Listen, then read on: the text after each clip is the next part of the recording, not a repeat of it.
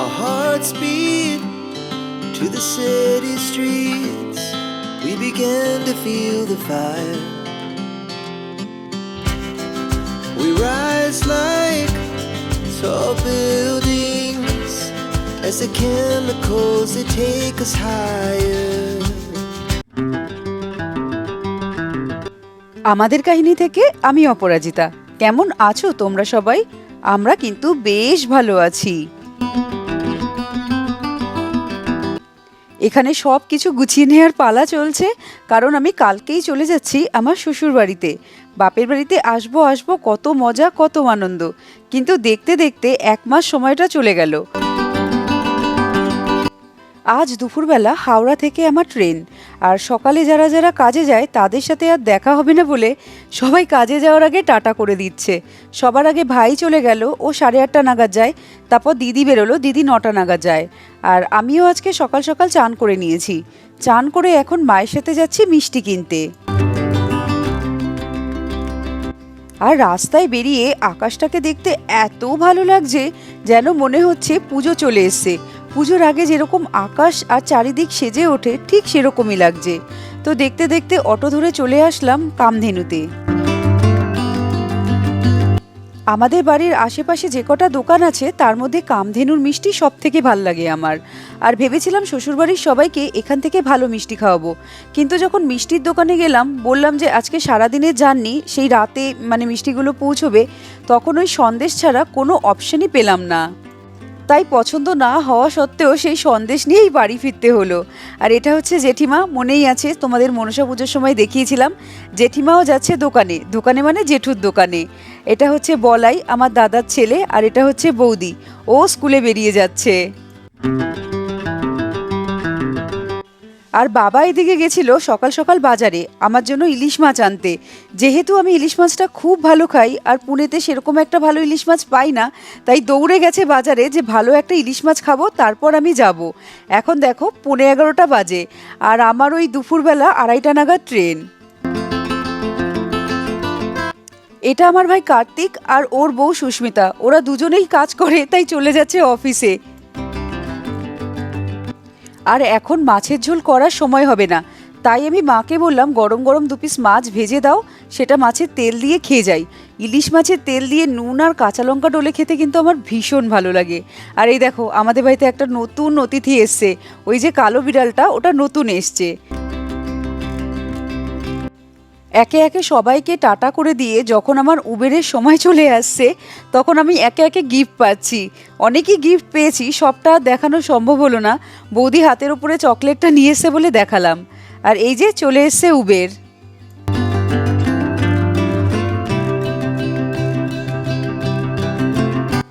যতবারই বাপের বাড়ি থেকে শ্বশুরবাড়ি যাই না কেন, শ্বশুরবাড়ি হোক বা পুনেতে হোক, ততবারই কিন্তু ব্যাগ আমার এক্সট্রা ভরে যায়। খালি খালি ব্যাগ নিয়ে আসলেও ব্যাগে এত জিনিসপত্র ভরে নিয়ে যাই যে 2-4টে ব্যাগ যেন এক্সট্রা হয়েই যায় আমার। আসলাম, সবাই আসছি। হ্যাঁ হ্যাঁ হ্যাঁ আসলাম। There was once a day that I would pray for you. I'd go and misbehave just so you'd notice too. Sneaking looks up and down from across the room. Damn, what a hell of a view. I feel good, you look great, I like you, I can't wait. A first time, a first date, you're so fine, I'm so late. You sip wine, I drink straight, don't waste time to my place. I feel my heart erase, so catch me if I fall.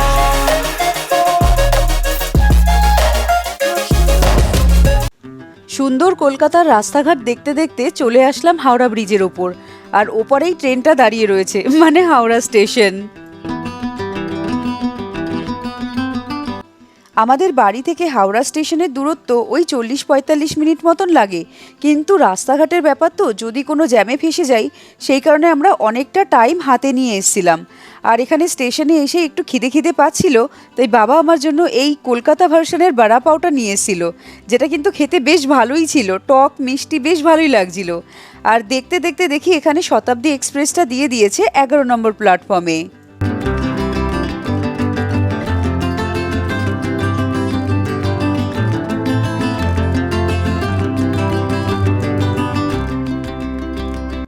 2:45 নাগাদ স্টেশনে এই ট্রেনটা চলে এসেছিল, আর 2:20 right time ছিল এই ট্রেনটা ছাড়ার। ট্রেনটা আসার সঙ্গে সঙ্গেই আমরা উঠে গেছিলাম, আমার সাথে বাবা মা দুজনেই উঠেছিল। কিন্তু বাবা মার সাথে বসলেও মা ভয় পায় ট্রেনের মধ্যে বসতে, ভাবে যে যদি ছেড়ে দেয়, ওর জন্য মা নিচে ছিল। তারপর আমি আর বাবা নিচে চলে এসেছি। নিচে এসে এখানে সবাই মিলে গল্প করছিলাম।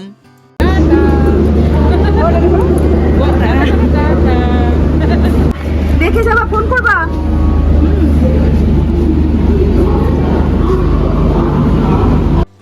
আমাদের ট্রেনটা কিন্তু একদম অন টাইম ছেড়েছে, একটুও ডিলে হয়নি। আর একটার পর একটা স্টেশন দেখতে দেখতে পার করে যাচ্ছে। যেহেতু বাড়ি থেকে অনেক সকালে ভাত খেয়েছিলাম, তাই একটু খিদে পেয়ে গেছে। তো এখানে পাস্তা বানিয়েছিলাম সকালবেলা, ভাইকেও দিয়েছিলাম, তারপর আমিও একটু আমার জন্য নিয়ে এসেছি। বিকেল 4টে নাগাদ এখানে টিফিন দিয়ে গেছে। একটা স্যান্ডউইচ, ওই চিকি একটা, এটা চায়ের একটা স্যাশে আছে, এখানে ডায়ের চিরা দিয়েছে, ও তার সাথে একটা টমেটো কেচাপও ছিল। এটা একটা ডায়ের চিরা দিয়েছে আর একটা প্যাটিস টাইপের জিনিস দিয়েছে। এই ছিল আমাদের শতাব্দীতে ওঠার পর প্রথম স্ন্যাক্স।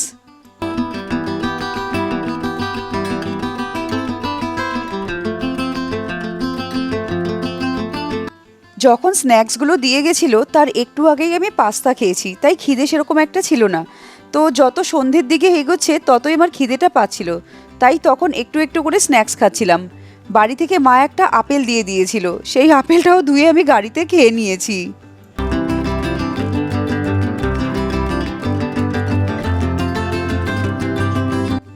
এখন 7:10 বাজে, আর এখন আমাদের মালদা স্টেশনে দাঁড়িয়েছে।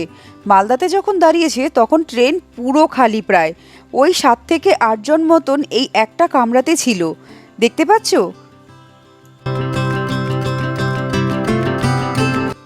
এখন 8:05 বাকি, আর এই সময় সবাইকে ডিনার সার্ভ করে দিচ্ছে। ডিনারে কিন্তু আমি ভেজ মিলটাই বেশিরভাগটা প্রেফার করি। তো ভাত, ডাল, পনির আলুর তরকারি ছিল, আর ওদিকে আলু আর মটরশুঁটি দিয়ে একটা ভাজা ছিল, রুটি, দই আর আচার। সবই ভালো ছিল, কিন্তু একদম পাশেই ছিল কতগুলো আরশোলার বাচ্চা, যেটা দেখে খেতে খুব ঘৃণা লাগছিল। যাই হোক, এই আরশোলার বাচ্চাগুলোকে অ্যাভয়েড করে আমি কোনোভাবে একটু সাইডে গিয়ে খাবারটা খেয়ে নিয়েছি। আর সব শেষে কিন্তু এখানে দিয়েছিল আইসক্রিম।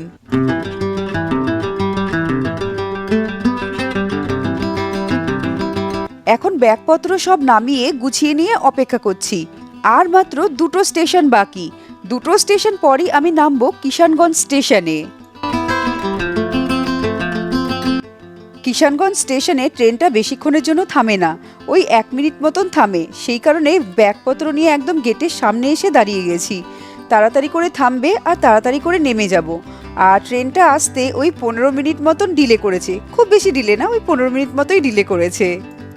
আর অভিজ্ঞ অপেক্ষা করছে আমার জন্য, ও অনেকক্ষণ ধরেই অপেক্ষা করছে। পায়ে ছেড়ে নমস্কার। একটু লেট, 15 মিনিটস লেট হয়েছে ট্রেন। হ্যাঁ, পৌঁছে গেছে তো। 5টা ব্যাগ, 1 2 3 4। চলো এবার। 1 মাস পর দেখা হলো, 1 মাস। 1 মাস, এক্স্যাক্টলি 1 মাস। 1 মাস। সেই পুনেতে ছেড়েছিলাম, কিষানগঞ্জে দেখা হলো। চলে এসেছি কিষানগঞ্জে, আর এখন শতাব্দীকে বাই করে দিয়ে যাব আমার শ্বশুর বাড়িতে। 1 মাস পর অভিকের সাথে দেখা হচ্ছে, আর শাশুড়ি মা, শ্বশুরবাড়ির সব লোকেদের সাথে আমার 1.5 বছর পর দেখা হতে চলেছে। 1.5 বছরে কিষানগঞ্জটা অনেকটাই চেঞ্জ হয়ে গেছে। এই যে ওভারব্রিজটা দেখছো, এটা 1.5 বছর আগে দেখেছিলাম কাজ শুরু হয়েছে, এখন এসে দেখছি এটা চালু হয়ে গেছে। আবার এক্সকেলেটারও আছে, খুব ভালো হয়েছে যাদের কাছে ব্যাগপত্র থাকে তাদের জন্য। স্টেশন থেকে নেমে টোটো ধরলেই আমরা যেখানে থাকি সেই বাড়িটায় পৌঁছে যাওয়া যায়। খুব বেশিক্ষণের রাস্তা না, ওই 10 মিনিট মতন রাস্তায় লাগে, তাহলেই চলে আসা যায় বাড়িটায়। এই যে বড় লাল গেট, এখানেই থাকে আমার শাশুড়ি মা।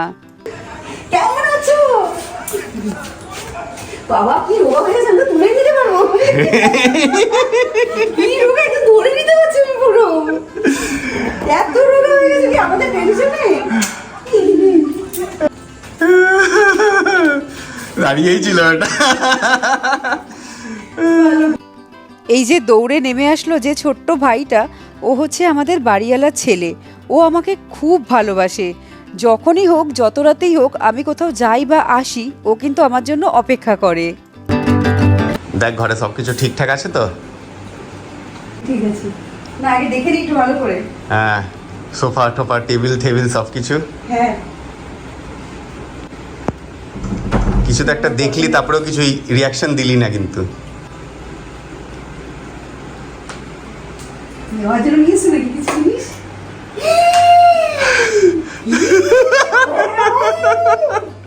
তুই বলেছিস সেটা? ও কেন বলবে? ওটা বলা আমি কবে ডেট দেখিস, আমি কবে বানিয়ে নিয়ে এসেছি 6 মাস আগে।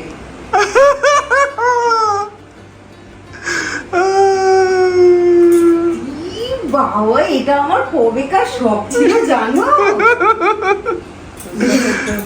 শখের কথা আমি ভুলে গেছি। হ্যাঁ, করেই থাকি। দেখা হ্যাঁ, বিশাল একটা গিফট পেলাম আমি। কি করবো? আমি তোমার ছেলেকে একটাই বলেছিলাম, আমার এখন একটা শখ আছে, আমি একটু শাখা বাঁধাবো। কলা আছে আমার কাছে, আমি তো দুনাকে বলেছিলাম। এটা তুই আমাকে বলেছিস, তার আগেই মা বলেছিল যে আমি বানাবো মাম্পির জন্য। আমি এখনই করবো। পছন্দ হয়েছে জিনিসটা? খুব পছন্দ হয়েছে। সত্যি কিষানগঞ্জে আসার পরে এটা কিন্তু আমার কাছে একটা বিশাল বড় পাওনা। হ্যাঁ, আমার অনেক দিনের একটা ইচ্ছে ছিল শাখা বাঁধাবো, একটু একটু করে টাকাও জমাচ্ছিলাম আমি আর অভিক, কিন্তু এটা যে এইভাবে পূরণ হয়ে যাবে সেটা ভাবতেই পারিনি। একটা শাশুড়ি মা তার বউকে কতটা ভালোবাসলে তার মনের কথা এইভাবেই জানতে পারে। এখন আমি বউ না, এখন আমি আমার শাশুড়ি মায়ের মেয়ে হয়ে গেছি। সেই কারণেই আমার যে মনের ইচ্ছেগুলো থাকে সেগুলো সবটাই আমার না বলা সত্ত্বেও বুঝে যায়। আমি কিন্তু সবটা মার কথা বুঝি না, একটু একটু বুঝি, কিন্তু সবটা না বুঝলেও চেষ্টা করি বোঝার। আমার শাশুড়ি মা আমার জন্য এই শাখা বাঁধানোটা ফেব্রুয়ারি মাসে কিনে রেখেছে, আর আমি এখানে আসলাম আগস্ট মাসে। তার মানে ভাবো কতদিন আগে এটা কিনে রেখেছে আর আমাকে জানায়নি সারপ্রাইজ দেবে বলে। আর এত রাতে আমাদের জন্য অপেক্ষা করছে ছেলে বউ সবার সাথে ডিনার করবে বলে।